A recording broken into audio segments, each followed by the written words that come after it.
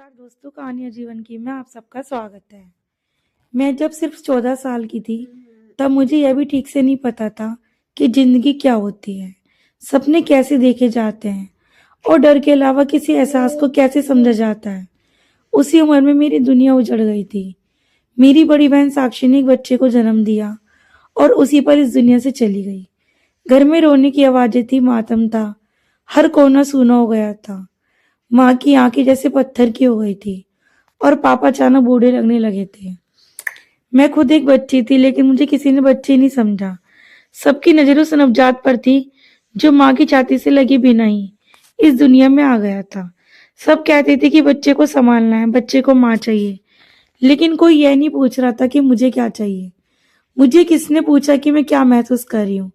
बहन के जाने का गम अभी ठीक से दिल में उतरा भी नहीं था कि मेरे सिर पर एक बोझ रख दिया गया।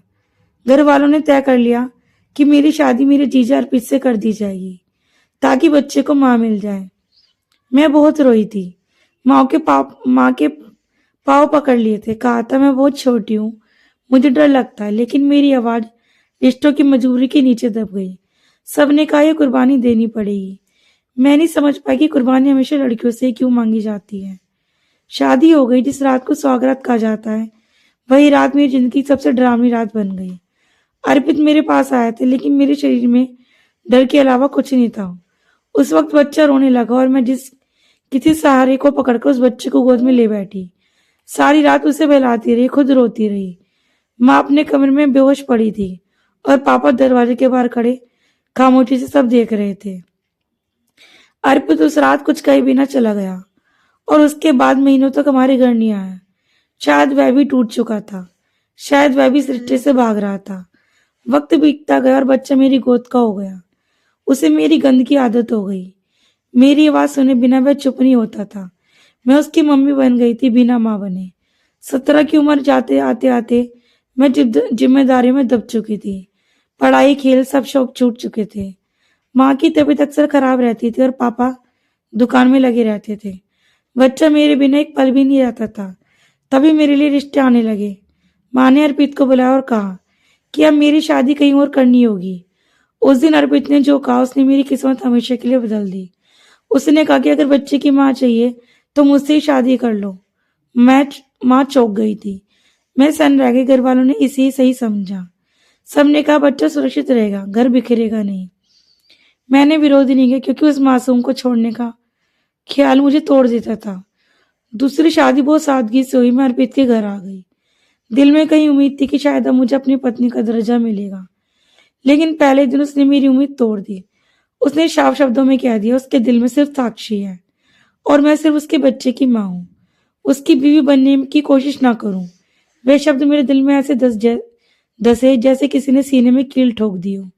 मैं चुपचाप सब सुनती रही, क्योंकि रोने की भी इजाजत नहीं थी। दिन बीतते गए, वह मुझे अनदेखा करता रहा। मैं घर और बच्चे में खुद को मिटाती चली गई। कभी सजने का मन करता तो उसकी डांट याद आ जाती। एक दिन मैंने हिम्मत करके साड़ी पहनी और खुद को देखा तो उसने मुझे अपमानित किया। उस दिन मेरे अंदर की लड़की मर गई।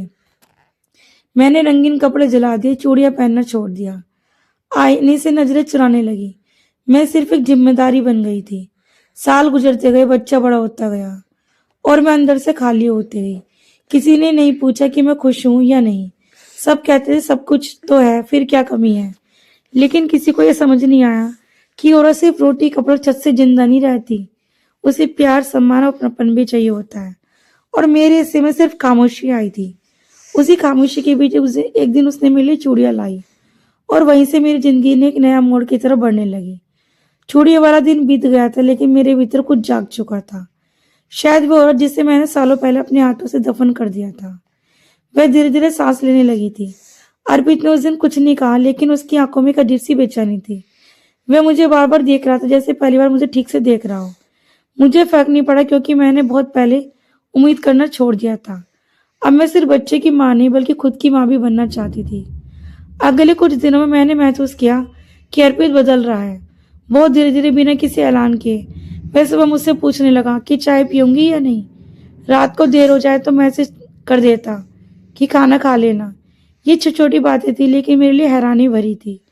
मैं जवाब देती थी, लेकिन दिल को दूर ही रखती थी। मैं नहीं चाहती थी कि फिर से कोई उम्मीद मेरे भीतर सिर उठाए। बच्चा बड़ा हो चुका था, स्कूल जाता था, सवाल पूछता था। एक दिन उसने मुझसे पूछा कि पापा आपसे बात क्यों नहीं करते पहले जैसे। उस सवाल ने मुझे हिला दिया। मैं क्या जवाब देती। मैंने बस इतना कहा कि बड़े लोग कभी कभी अपनी गलतियों को समझने में देर कर देते हैं। शायद वह जवाब अर्पित तक भी पहुंचा, क्योंकि उसी शाम उसने मुझसे सीधे कहा कि वह मुझसे बात करना चाहता है। पहली बार उसने मेरे नाम से बुलाया, मैं सन्न रह गई थी। उसने कहा उसने मुझे बहुत तकलीफ दी, जानबूझकर नहीं, लेकिन अपनी जिद और अपने गम में वह अंधा हो गया था। मैंने शांति से कहा, अंधापन भी एक चुनाव होता है। उसने सिर झुका लिया था। वह बोला कि उसे डर था कि अगर उसने मुझे अपनाया तो पहली बार पत्नी की यादों से बेवफाई हो जाएगी। मैंने पहली बार अपनी बात ऊंची की और कहा, मरी हुई यादों के नाम पर जिंदा इंसानों को सजा देना सबसे बड़ी बेवफाई होती है। वह रो पड़ा था, लेकिन आंसू में सालों की चोटें नहीं भरती। मैंने उसे साफ कह दिया कि अगर वह बदलना चाहता है तो वह बदले, बच्चे के लिए नहीं बल्कि मेरे लिए होना चाहिए।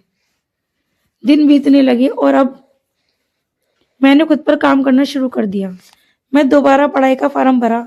लोगों ने बातें बनाई कि इस उम्र में पढ़ाई बच्चे की माँ होकर सपने, लेकिन मैंने सीखा कि सपनों की कोई उम्र नहीं होती।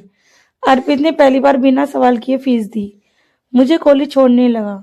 रास्ते में चुपचाप रहता, लेकिन उसकी खामोशी में पहले जैसी बेरुखी नहीं थी। बच्चा मुझे गर्व से अपनी मम्मी कहता, और अब मुझे ये शब्द बोझ नहीं बल्कि ताकत लगने लगा था। एक दिन कॉलेज के फंक्शन में मुझे मंच पर बुलाया गया। मैंने सादी साड़ी पहनी थी, लेकिन सिर ऊंचा था। अर्पित भी वहां आया था। भीड़ में खड़े होकर उसने मुझे देखा। उसकी आंखों में मुझे पहली बार सम्मान दिखा। उस रात उसने मुझसे कहा कि वह मुझे पत्नी का दर्जा देना चाहता है, इस बार मजबूरी में नहीं बल्कि अपनी मर्जी से। मैंने बहुत देर बाद जवाब दिया। मैंने कहा, दर्जा कागज या शब्दों से नहीं मिलता, वह रोजमर्रा के व्यवहार से मिलता है। मैंने उससे कहा कि अब मैं किसी की परछाई बनकर नहीं रह सकती। अगर ये रिश्ता चलेगा तो बराबरी पर चलेगा। उसने हामी भरी, लेकिन मैंने वक्त मांगा, क्योंकि टूटे दिलों को जोड़ने से पहले मजबूत करना जरूरी होता है। महीने बाद मैंने पहली बार अपनी पसंद का सूट पहना।